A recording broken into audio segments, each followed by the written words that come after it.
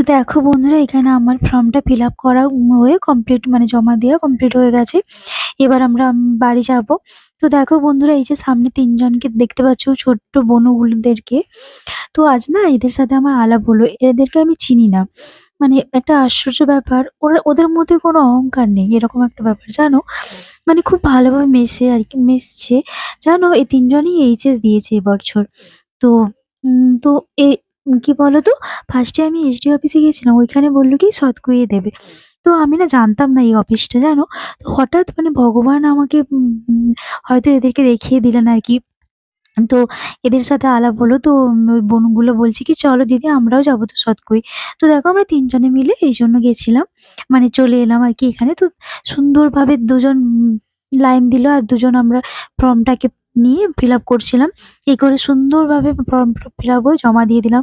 তো সত্যি বলছি, মানে জানি না। তো দেখো বোনদেরকে আমি বললাম, "কি খাবে তোমরা?" তারপর সবাইকে স্প্রাইট কিনে দিয়েছিলাম একটা, একটা করে। তো ওরা তো কিছুই